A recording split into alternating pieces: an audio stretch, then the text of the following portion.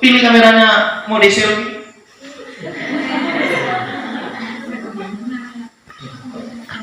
Ya, kalau ada teman di sebelah yang nggak punya kamera handphone, boleh selfie berdua ya. Oke, sekarang arahkan kameranya. Kasihlah senyum yang terbaik yang kau miliki pada pagi hari ini. Cis, boleh 2 kali? Oke. Sekarang buka WA-nya. Buka WA. Oke. Pilih nama yang paling kamu kasihi. Saya tentunya my wife dong. Ya. Kirimlah foto tadi. Tuliskan kata-kata di bawahnya. Kalau itu kekasihmu, kalau itu pacarmu, itu mamamu, itu orang tuamu, katakan, hari ini aku mau fokus mendengar firman Tuhan. Doakan aku ya.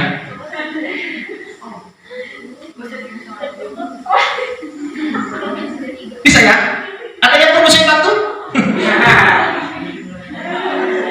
Ya, saya kan nggak perlu tahu siapa nama yang kau kasihi. Itu bisa saja papamu, itu bisa saja mamamu, itu bisa saja kekasihmu, atau itu bisa saja sahabat dekatmu atau teman doamu. Siapa saja bisa. Lalu tuliskan sebuah untayan kalimat di bawahnya. Teman, firman Tuhan. Dan aku sudah siapkan hatiku untuk jadi pelayan Tuhan. Doakan aku ya. Selamat hari Minggu.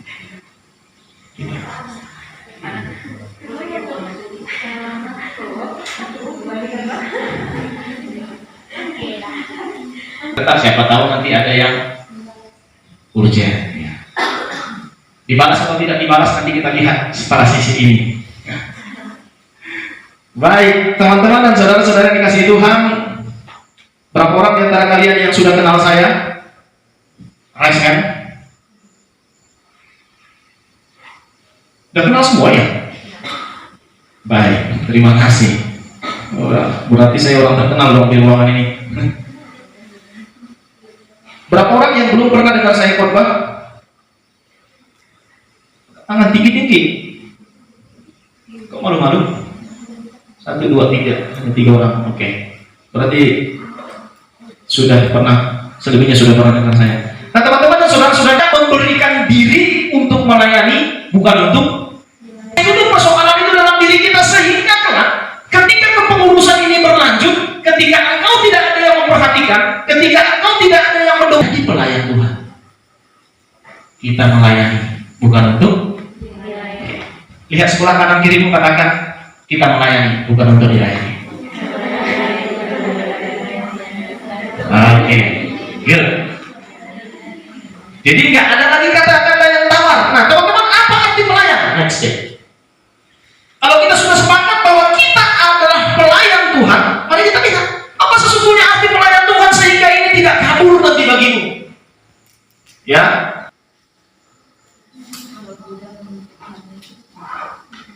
Kalau budak untuk Tuhan Yesus mau, di sini nggak disebut dong budak untuk Tuhan Yesus. Tapi yang jelas arti pelayan itu adalah budak. Nanti kita akan bahas apa sesungguhnya arti budak. Ya. Dalam bahasa Yunani disebut doulos yang berasal dari kata kerja dia, yang berarti orang yang terikat pada satu janji dengan orang lain. Ketika hari ini kita menyebut diri kita seorang pelayan, maka kita mengikatkan janji kita kepada Tuhan. Jadi engkau setia menjadi pelayan Tuhan bukan setahun dalam kepengurusan UPEPS. Tapi ketika kita mengikatkan diri kita kepada Tuhan, maka kita harus setia. Mulai hari ini engkau ketemu diriku, sampai nanti opung-opung aki-aki engkau ketemu diriku, engkau masih tetap setia. Amin. Ya, tandai dulu sebelah kanan dan kiri wajahnya dulu. Mungkin ini lelucon yang saya sampaikan, tapi ini banyak jadi realita kehidupan. 15 tahun kemudian dia sudah mengajar PA, pendalaman Al-Quran. Adalah milik tuannya. Ya, mari buka dulu 1 Korintus 6 ayat 20. Ya, yang paling cepat, yang paling cantik silakan baca. Yang merasa dirinya cantik, baca 1 Korintus 6 ayat 20, 2, 3 ya. Ya, kuat-kuat dong. Sebab kamu telah dibeli dan harga. Yang lainnya jelek ini ya. Ayo, yang merasa dirinya kambing baca 1 Korintus 6 ayat 20. 2, 3 ya. Sebab kamu telah dibeli dan harganya telah lunas dibayar. Karena itu janganlah orang yang itu. Kamu telah lunas dibayar. Yang berapa? Dengan darah Yesus. Nah, dan nyanyinya dia, Bu Pera. Dengan Mas Pera kita dibayar. Tapi kita ditebus dengan darah yang mahal. Teman-teman dan saudara-saudara, kita sudah lunas dibayar. Jadi hari ini engkau harus tahu bahwa dirimu bukan milikmu lagi. Ya. Itulah sebabnya Paulus dengan lantang katakan apa? Hidupku bukannya aku lagi, tapi Kristus hidup dalam. Oleh karena dirimu bukan milikmu lagi, engkau tidak bisa hidup suka-suka, teman-teman. Tidak bisa bicara sesuka hati, tidak bisa bertindak sesuka hati, tidak bisa pacaran sembrono. Kenapa? Karena hidup kita bukan untuk kita lagi. Kita adalah hamba yang harganya sudah lunas dibayar. Kalau kita hamba yang harganya telah lunas dibayar, iya kan? Pagi-pagi tadi sebelum matahari terbit kau kumpul di sekret, nggak tahu gimana kalian bisa jam 3 udah kumpul di sana. Makanya waktu saya ditawarkan jam berapa berangkat, dia jam 4 duluan aja kalian, dia saya bilang.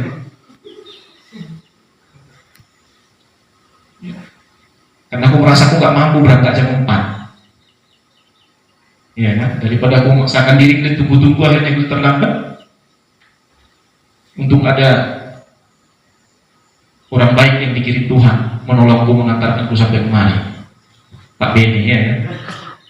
Kalau nggak ada dia nggak sampai saya di sini. Yang kedua, menyerahkan dirinya. Jadi begitu kita mengatakan diri kita sebagai pelayan, kita harus total menyerahkan diri kita. Nah hari ini ketika engkau nanti menyerahkan dirimu sebagai pengurus, sebagai pelayan Tuhan, teman-teman yang harus engkau sadari adalah dari ujung rambutmu sampai ujung kakimu adalah milik Tuhan. Wow. Sanggup kan? Ya.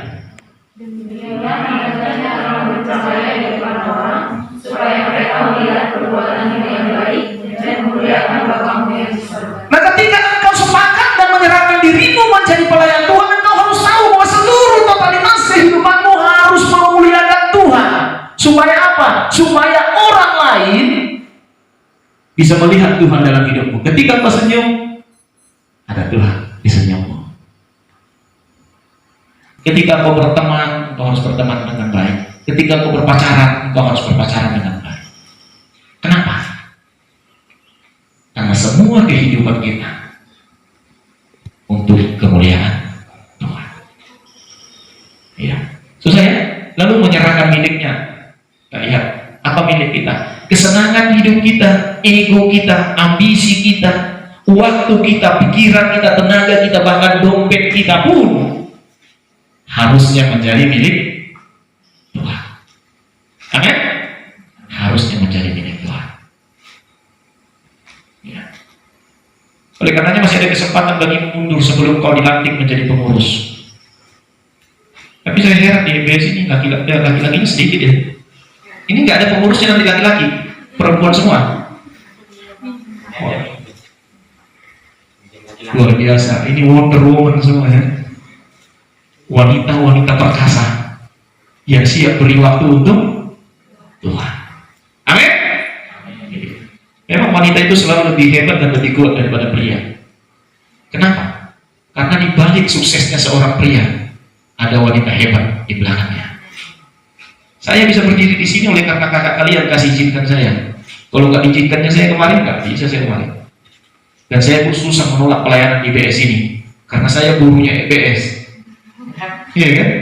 Istri saya alumni dari sini, bahasa Inggris 97, mantan PKK di EBS.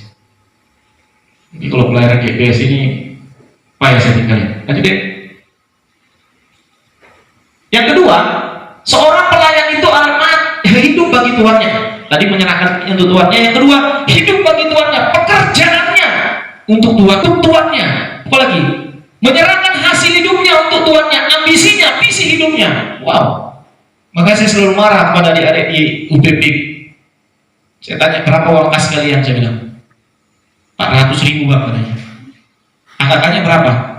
100 orang bang katanya. Kok bisa 400.000 uang kas angka 100 orang? Kalau 10.000 aja ucapan syukur kalian setiap bulan kali 100 berapa itu, Christine? Sudah 4 juta ya? Harusnya udah 4 juta setiap bulan masuk ke pelayanan. Dengan uang 4 juta sudah ada banyak mahasiswa yang tak mampu bisa kita bantu. Sudah banyak anak-anak di jalan sana yang tak bisa sekolah kita sekolahkan. Sudah banyak orang sakit bisa kita kunjungi. Lalu saya bilang kepada mereka, masih berani bilang cinta Tuhan? Kasih 10.000 aja gak mampu. Tapi kita bilang seluruh milik kita adalah punya Tuhan. Yesus selamanya. Itu lagu kita waktu saat itu setiap hari. Tapi ketika kita diminta memberikan sesuatu untuk Tuhan, kita hitung-hitungan dengan Dia. Teman-teman, pelayanan mahasiswa ini dari kita, oleh kita, dan untuk kita. Tuhan kita bukan orang miskin. Tuhan kita bukan Allah yang miskin dan butuh sumbangan, bukan. Kenapa kita harus memberi ke pelayanan? Supaya pelayanan bisa memberi kepada sesama. Karena kita adalah perpanjangan tangan Tuhan. Teman-teman, waktu saya dulu pengurus, ada teman kita yang hampir putus kuliah karena tiba-tiba orang tuanya bangkrut usahanya dan orang tuanya meminta dia supaya tidak lagi melanjutkan kuliah. Lalu ketika itu saya koordinator, saya kumpul warga sekret. Yuk kita kumpul semua, saya bilang. Anak ini, teman kita ini, kalau kita tidak bantu, dia akan pulang kampung, nggak lagi kuliah. Kenapa? Karena orang tuanya nggak sanggup lagi membiayai makan, membiayai tempat tinggal dan lain sebagainya. Lalu saya minta kepada kawan-kawan yang biasanya makan tambah, mulai hari ini kalau makan di sekretariat ini tidak boleh tambah, karena dia akan makan di sini tanpa bayar. Saya bilang. Dan puji Tuhan teman-teman, dia bisa sampai tamat kuliah. Saya nggak minta kau mati syahid atau mati martir untuk dia, nggak perlu. Yang perlu mematikan sekarang adalah kedaginganmu. Yang perlu mematikan adalah hawa nafsumu. Yang perlu mematikan adalah egomu. Ketika kita melayani Tuhan, mampu nggak kita sebagai anak Tuhan? Kalau Tuhan sudah rela mati bagi saya dan bagimu untuk menebus hidup kita dan memberikan kita keselamatan, hari ini Tuhan minta kita mematikan hawa nafsu kita untuk Dia. Bisa kan? Kita mematikan kemalasan kita untuk Dia. Kalau waktu kita dulu tinggal di kos kita, mungkin kita bangun jam 7:30. Namun ketika kita tinggal di sekretariat, mampu nggak bangun jam 5? Ya.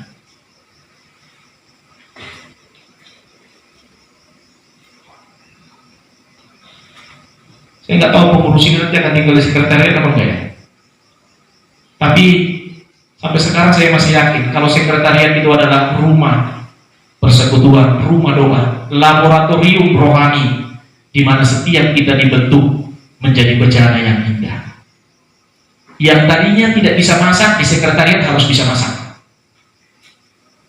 Yang tadinya tidak suka bersih-bersih di sekretariat harus bersih-bersih. Yang tadinya malas bangun pagi di sekretariat harus bisa cepat bangun. Yang tadinya tidak pintar khotbah, tinggal di sekretariat harus bisa khotbah, karena setiap pagi harus ada saat teduh di mana setiap penghuninya berganti-gantian mimpin. Kalau enggak ada yang sama di situ.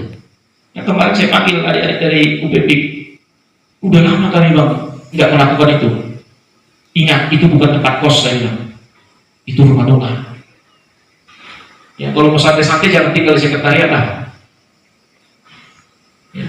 Nih, Tuhan hanya minta kita mematikan itu semua. Mematikan kemalasan kita, mematikan kedagingan kita, mematikan ego kita, dan lain sebagainya. Kalau kita tinggal di tempat kos kita di rumah sendiri, mungkin 1 buah sabun itu cukup seminggu. Tapi kalau di sekretariat mungkin 3 hari selesai. Itu bisa selesai dalam seminggu. Ya kita harus legowo dengan itu, karena kita belajar untuk hidup bersama. Dan ingat, itu laboratorium pembentukan di mana kita dibentuk untuk bisa menerima kelemahan dan kekurangan yang lain. Ini Tuhan minta mati bagi tuannya. Tuhan gak minta nyawamu, tapi Tuhan minta matikan kedagingan. Amin. Matikan egomu supaya kita sama-sama bertumbuh dalam Dia. Ya. Siapa yang saat ini tinggal di sekret? Angkat tangan tinggi-tinggi. Enak ya? Nah, sampai sekarang saya selalu bilang, yuk dong kita buat buku pengalaman tinggal di sekretariat, itu pasti seru. Karena pengalaman saya dulu tinggal di sekretariat, makan ikan itu dijatah. Lalu ketika kita pulang dari kampus, jatah ikan kita sudah habis. Dimakan siapa? Dimakan AKK yang lagi kelompok di situ. Akhirnya kami makan pakai kerupuk. Puji Tuhan, kami semua sehat. Iya kan? Paling sering makan apa? Tempe dan tahu. Karena itu bergizi tinggi dan murah.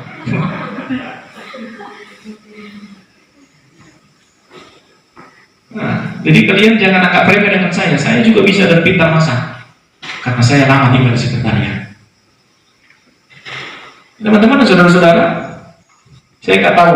Nanti mungkin ada, saya lihat materinya Ross ya, Retreat of Silence, yang merenungkan kira-kira apa yang harus kau matikan dalam dirimu supaya kau bisa jadi pelayan Tuhan yang baik dan benar. Gak boleh lagi egois ketika kita siap untuk melayani Tuhan. Mungkin di rumahmu kau tidur pakai AC, tapi begitu di sekretariat tidur pakai kipas, gembung, harus belajar juga hidup gembung. Gak masalah. Iya kan? Memang menjadi anak Tuhan itu harus tahap banting. Ya, tapi saya memang udah umur mungkin mempengaruhi. Saya bilang tadi sama Bene, aduh, memang saya lebih 5 tahun nggak pernah naik sepeda motor sebegitu jauhnya dari Medan sampai kemarin. Kayak mau lepas kurasa pangkal pahaku dari. Saya bilang sama dia, udah makin kurang ajar ini badan. Saya ini anak orang susah dan dulu sangat susah. Kok sekarang manjanya minta ampun gitu? Ya, maka harus dilatih juga terus-menerus kayaknya. Harus naik motor jauh-jauh juga ini. Lanjut. Nah seterusnya, next step. Apakah kita sudah jadi pelayan? Dari pemaparan saya tentang hamba tadi, kira-kira kita sudah jadi hamba belum?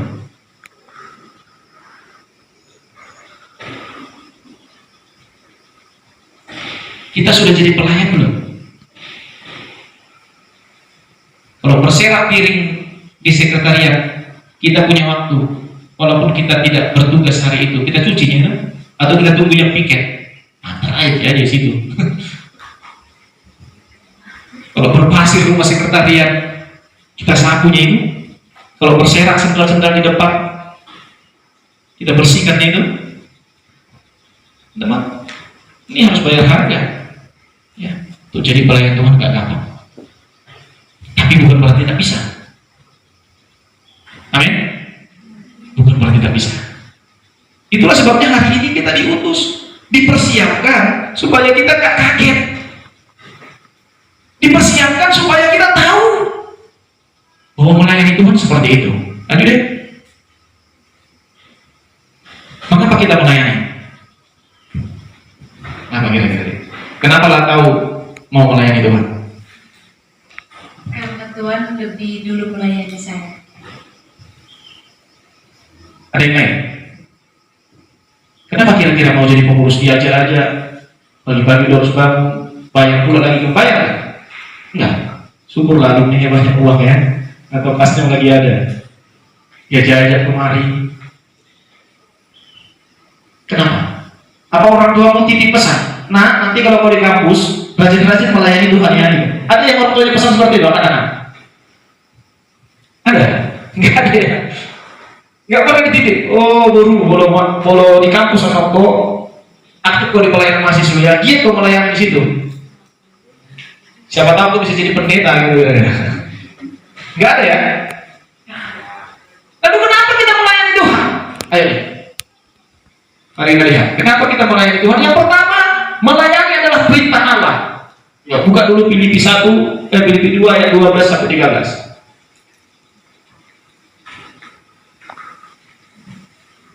Dapat? Baca 2, 3 ayat. Filipi 2, 12, 13. 2, 3 ayat. Kamu senantiasa taat, karena itu telah menjadikan keselamatanmu di tempat terdekat. Bukan saja seperti waktu kamu masih hadir, tetapi lebih pula sekarang waktu kamu tidak hadir. Karena Allah yang mengerjakan di dalam kamu, baik kemauan maupun pekerjaan untuk kebaikan. Allah yang menyuruh, Allah yang merencanakan. Nah, kalau melayani adalah perintah Tuhan, maka itu wajib apa tidak? Wajib. Kalau Bapak kita yang nyuruh kita pun kita cepat-cepat melakukannya, kan?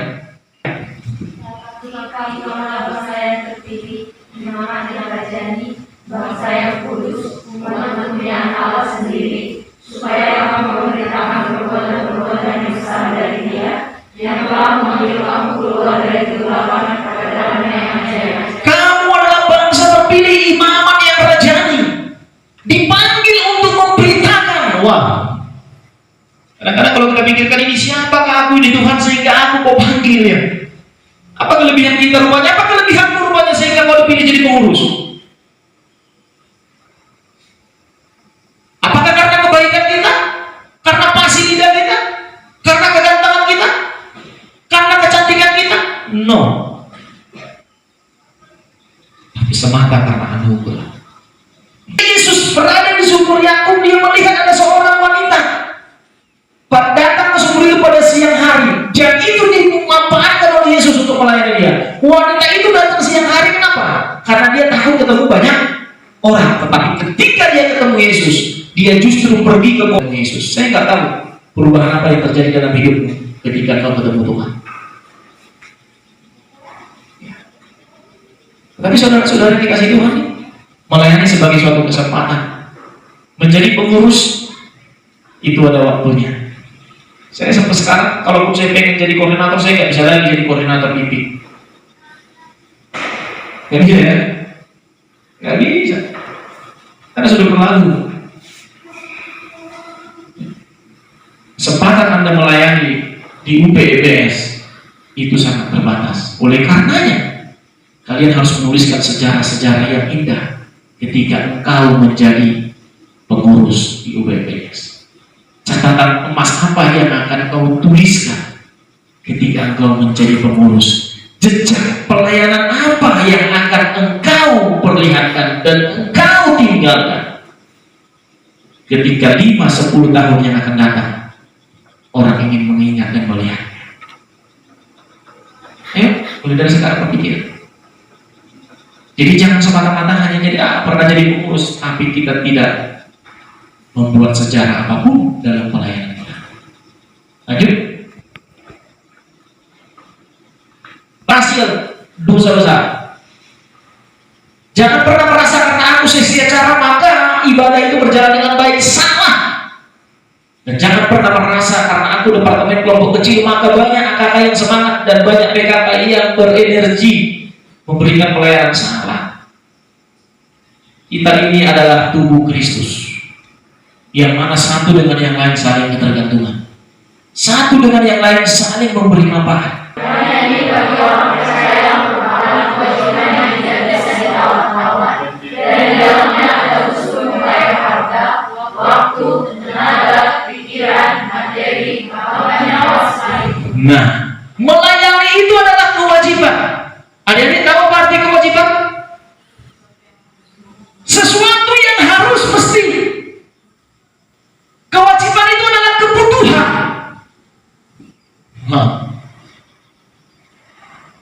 Makan kebutuhan kan? Ya, benar ya. Kalau kita nggak makan, kira-kira apa yang terjadi? Lapar, sakit. Tingkatannya apa lagi? Mbok ini lu di mata. Berita cita hati, jeda parkir gitu ya. Sebagainya.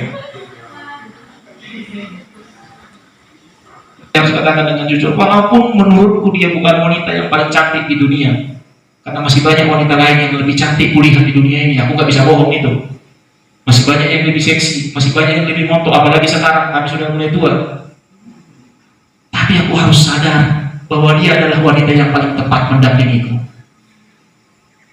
Walaupun dia bukan lagi wanita yang paling cantik. Maka nanti kalau cari suami, cari istri, jangan cantik, cari yang paling cantik, yang paling ganteng. Tapi carilah yang paling nanti di sisi teman hidup kita bahas. Lanjut. Soalnya mulai molot kamu ya. Oke, ada dua jenis pelayan. Nanti kalian bisa pilih. Ya, pelayan yang baik siaplah untuk dilantik. Tapi pelayan yang tidak baik, silakan cari pelantikan yang lain. Pelayan yang baik adalah taat dan setia. Kesetiaan tidak mengenal tempat, tidak mengenal situasi, tidak mengenal kondisi. Artinya dalam keadaan apapun harus tetap setia sampai Kristus menjemput kita. Jadi bukan ketika engkau dipilih jadi pengurus kau setia, nampaknya alim sekali, kudus sekali hidupnya, wah nggak ada celah. Begitu di kampung luar biasa, bukan lagi kudus, udah kudis semua, nggak pernah doa, ya pun nggak pernah baca firman, bicaranya sama seperti ama-ama di Lapo, kebun binatang pindah ke rumah. Nampaknya aja lembut ketika berhadapan dengan kakak, tapi begitu berhadapan dengan adiknya di rumah, lama kira singa. Hati-hati teman-teman. Jangan ya. Sekali anak Tuhan tetap jadi anak Tuhan. Amin. Jangan ganti jadi anak hantu ya, walaupun itu dekat-dekat. Tuhan hantu dekat-dekat ya. Tapi tetaplah setia jadi anak Tuhan. Nih. Hidup dalam kekudusan. Ya, hidup dalam kekudusan. Tanpa kekudusan kita tidak dapat masuk dalam hadirat Tuhan. Allah itu roh, barang siapa menyembah dia haruslah menyembahnya dalam roh dan kebenaran. Hidup dalam kekudusan artinya apa? Kalau dikasih dosen tugas sama kamu kerjakan dengan baik, jangan copy paste, itu nggak kudus. Jangan titip absen, kalau kami dulu masih ada itu titip absen ya. Sekarang mungkin nggak ada lagi ya, udah lebih modern. Hidup bisa jadi teladan. Ya, saya selalu bilang di kantor bahwa pemimpin itu bukan hanya persoalan jabatan, tapi pemimpin itu persoalan pengaruh. Di tempat saya itu bisa saja saya tidak kepala sekolah, tapi kata-kata saya jauh lebih berpengaruh daripada kepala sekolah. Teman-teman, kenapa? Karena orang trust, orang percaya sama kita, bahwa setiap tindakan dan perkataan yang kita katakan itu selalu menimbulkan kebaikan kepada kita dan terkenal. Kenapa tidak?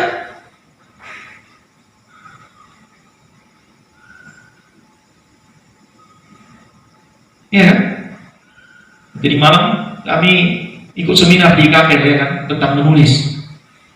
Yang mengajari kami bukan guru bahasa Indonesia, tahu? Guru fisika. Bangsa ngajari kami menulis.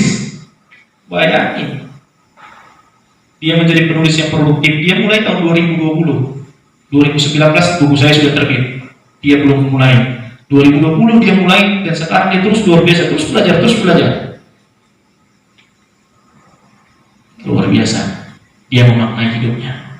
Tadi malam poin yang saya ambil adalah bahwa dia menulis supaya bisa jadi berkat bagi banyak orang. Luar biasa. Berteriaklah sekeras-kerasnya, dia bilang. Dengan tulisan kita bisa berteriak sekeras-kerasnya dan orang lain tidak merasa peka dengan teriakan kita. Ya kan? Lalu dia kutip perkataan orang bijak, satu peluru hanya bisa menembus satu kepala, tapi satu tulisan bisa menembus jutaan kepala. Hari ini ketika saya khotbah hanya ada puluhan orang yang dengar, tapi ketika kalian mampu menuliskan khotbah saya ini, share di status masing-masing, mungkin ada jutaan orang yang bisa menikmati khotbah saya hari ini. Kita sudah jadi berkat. Ya, giat berlatih, mengorbankan segalanya, menyangkal diri, menjadi saksi, bekerja sampai tuntas. Ingat, kalian harus bekerja sampai tuntas. Kalau hari ini kau dipilih, dilantik menjadi pengurus, selesaikan tugas pelayananmu sampai dengan baik. Sebab apa? Sebab waktu saya jadi koordinator, ada teman saya, sekretaris saya, mengundurkan diri. Belum selesai pelayanan, mengundurkan diri dia. Calon pengurus ini udah lahir baru atau baru lahir? Sudah ya? Yakin ya? Ya, karena nanti pertanggungjawabannya Tuhan minta sama kamu. Ya. Jadi nggak boleh seorang pelayan Tuhan itu secara rohani sudah harus lahir baru, menyadari dan meyakini panggilan hidupnya. Makanya tadi saya tanya, yakin nggak mau jadi pelayan Tuhan? Siap nggak jadi hamba? Nggak gampang loh jadi hamba. Iya kan? Harus rela bayar harga, mati bagi Tuannya, menyerahkan hidupnya untuk Tuhan yang tadi sudah kita bahas di awal. Tidak gampang.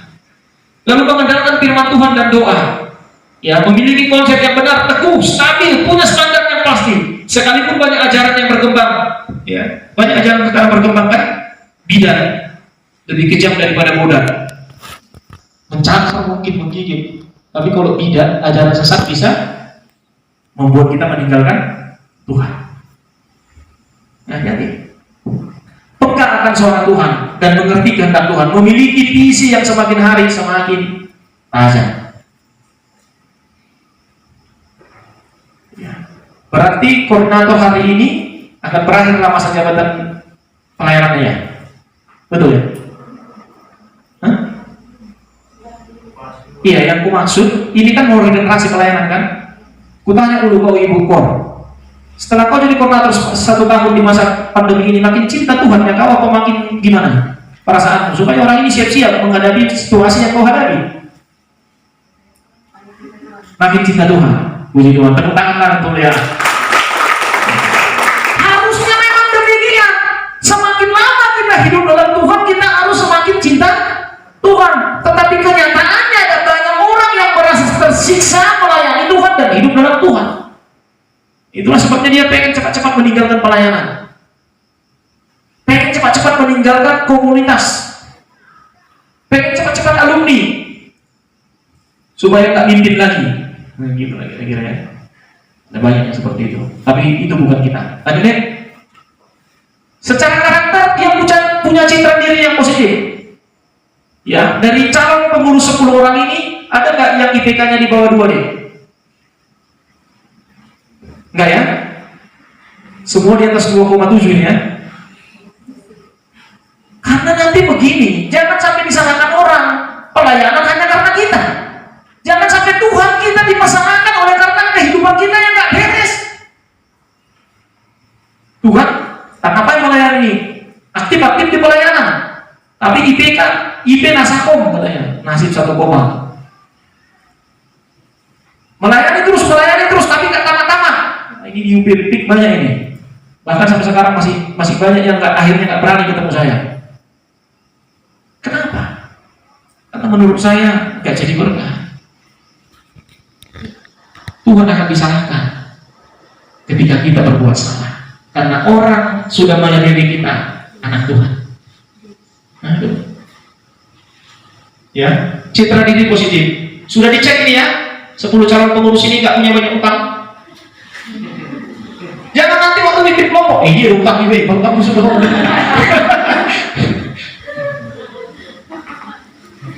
susah ya, mau jadi pengurus ini susah ya, jadi pelayan ini ya. Memang begitu lah dia.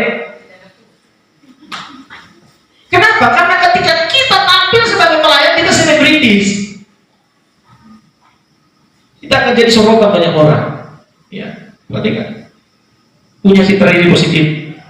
Pacarannya juga dicek. Jangan satu tiap gang. Gang si Maluku ada, Jam Rela ada. Lintas sekret ada yang didoakan. Playboy jangan doa. Gak jelas kasih apa yang didoakan. Malam minggu ini namanya ini, malam minggu depan ya. Masa boleh tanya kan? Jangan. Dicek. Sampai sedetail itu kan? Iya. Ya saya kan nggak tanya semua, karena tentu ini tugas informator. Tapi saya tanya koordinator, karena koordinator yang bertanggung jawab. Tapi sampai sedetail itu harus dicek. Ke 10 pengurus ini harus dicek kamarnya, berantakan apa enggak. Bagaimana mungkin dia bisa mengurusi pelayanan kalau hidupnya pun berantakan? Begitu dicuci bajunya mati ikan di bawah.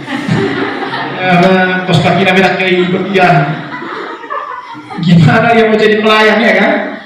Gimana mau jadi pengurus? Ya kalau ada yang tersinggung bertobatlah kembali ke jalan yang benar. citra dirinya harus positif, ya. Lalu setia dan berdedikasi. Kemudian bertanggung jawab, mau belajar tidak malas, dapat dipercaya. Nah ini, lalu dapat menyimpan rahasia. Dalam kelompok kecil kan kita punya rahasia, ya. Terbuka ke dalam, tertutup keluar, ya kan? Tuh. Mampu menutupi kesalahan. Ya.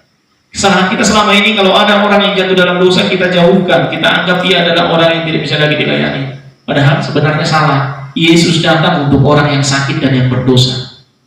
Kalau kita tahu teman kita jatuh dalam dosa, misalnya salah dalam berpacaran, jangan dijauhkan, tapi dilayani. Ya. Diteguhkan dia, diingatkan kembali akan konsep itu. Supaya apa? Supaya dia merasa comfort berada di tengah-tengah pelayanan kita. Ya, lanjutin. Kalian bisa taat 5 waktu sholat, saya bilang. Andaikan saya bisa setaat kalian, pastilah saya akan lebih alim, pastilah saya akan lebih dekat sama Tuhan, saya bilang. Hebat kan mereka kan? 5 waktu loh. Ada yang berdoa di sini 5 waktu satu hari. Wah, hebat semua orang dalam sektor ini. Dan saya memang selalu suka seperti itu. Karena kalau kita bilang kita mau datang kan gak asik ya. Ya datang aja, kita mau bisa korek. Kalau kita ngobrol-ngobrol dengan mereka. Teman-teman, energi bersemangat, motivasi harus tinggi. Punya motivasi. Ketika kau nanti dipilih jadi pengurus, kau harus berpikir jauh lebih hebat dari orang lain. Ya, jadilah pelayan di atas garis. Pelayan yang bekerja 10 kali lebih hebat. Pelayan yang melayani 10 kali lebih hebat. Yang berdoa 10 kali lebih hebat. Yang kesungguhannya 10 kali lebih hebat. Jangan yang letoy. Ingat, pengurus itu bukan untuk diurusi, tapi pengurus harus bisa mengurus. Itu motivasinya harus tinggi. Nah teman-teman, kita pikir sebagai pelayan kita harus mampu melakukan itu. Gimana? Siap jadi pelayan? Ayo, teriakkan dulu dengan keras 3 kali. Saya siap jadi pelayan. Gitu. 2, 3 ya. Kurang kencang dan kurang berenergi. Saya siap jadi pelayan gitu. Saya siap jadi pelayan. Oke, next thing. Tandai wajahnya ya. Mampukah kita jadi pelayan yang baik? Oke, ini pertanyaan retorika. Silakan jawab dalam hatimu. Next. Selamat melayani. Yang terakhir, jangan pernah berpikir berhenti melayani Tuhan sebelum Tuhan yang menghentikan langkah. Jangan pernah berpikir aja nggak boleh. Udahlah ya, capek kali melayani Tuhan ini. Udahlah ya, capek kali jadi pengurus ini. Udahlah ya. No, jangan pernah berpikir berhenti melayani Tuhan sebelum Tuhan yang menghentikan langkah. Selamat melayani Tuhan. Jadilah pelayan di atas garis. Kita berdoa.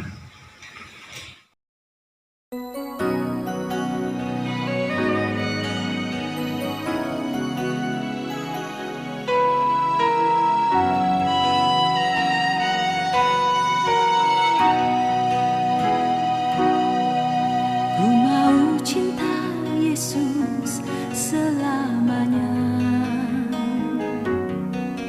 Ku mau cinta Yesus selamanya.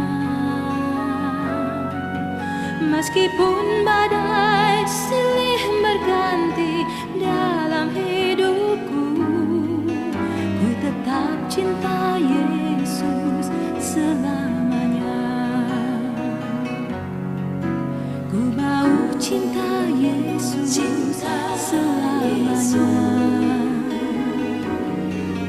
Ku mau cinta Yesus selamanya. Meskipun